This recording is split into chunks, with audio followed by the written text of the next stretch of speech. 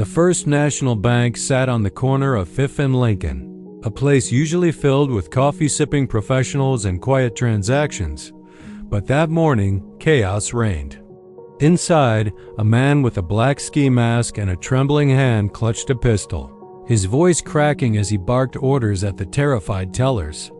His name was Jake Thompson, a 35-year-old Marine veteran who had returned from 2 tours overseas only to find himself drowning in bills, broken promises, and the weight of a sick brother at home. The world he'd fought for seemed cold and indifferent now, and in his desperation, he convinced himself that robbing the bank was his only option. By the time the police arrived, red and blue lights painting the street in flashes of urgency, the building was already locked down. Civilians crouched low behind counters, some whispering prayers, others frozen in stunned silence. Jake's chest heaved as he tried to think clearly, but every passing second tightened the knot of panic in his stomach. Detective John Miller was the first to step out of the squad car. 15 years on the force had taught him to read people quickly, and as soon as he stepped through the shattered glass door, he knew this wasn't a typical robbery. This man, this frightened, shaking figure, didn't fit the profile of a violent criminal. He saw the way Jake's eyes darted, the tremor in his voice, the way he avoided direct threats even while holding a loaded gun. John kept his own weapon drawn but lowered it slightly, keeping his tone calm, almost conversational, as he spoke. The SWAT team outside, tense and coiled like a spring, whispered updates through the radio, waiting for the green light to move in. But John held them back. He knew this was a delicate dance. One word too sharp, one step too fast, and the situation would explode. As the minutes turned into an hour, the bank became a sealed bubble of tension. John and Jake talked in broken fragments at first, Jake yelling about his demands, John countering with promises of safety. Slowly, though, the words turned into something deeper.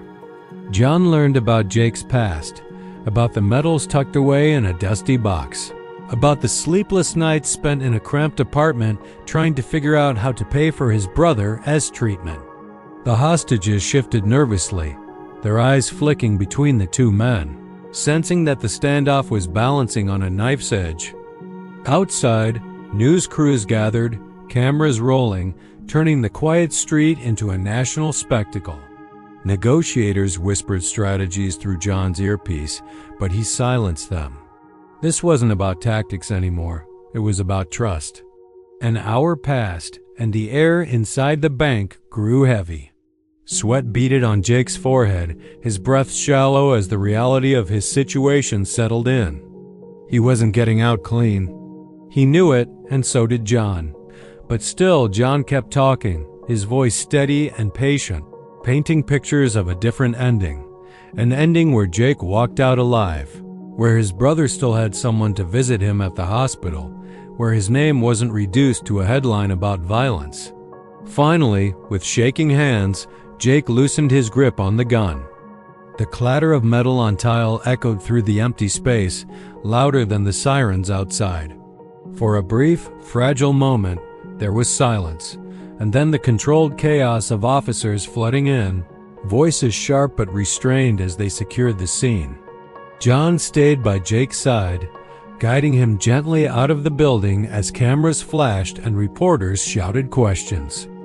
The cuffs around Jake's wrists were cold and unforgiving, but as he stepped into the daylight, he felt a strange, hollow sense of relief. He was alive. The teller was alive. No one had died. Later, as the crowds dispersed and the sun began to dip below the skyline, John sat quietly in the precinct, filling out the endless paperwork that came after every case. But his mind kept drifting back to Jake, to the fear in his eyes, to the quiet gratitude in his voice as he thanked John in the patrol car. For the city, it would be just another story on the evening news. Armed robbery thwarted, no casualties. But for John, it was something more, a reminder that even in the darkest moments, a single thread of empathy could pull someone back from the edge.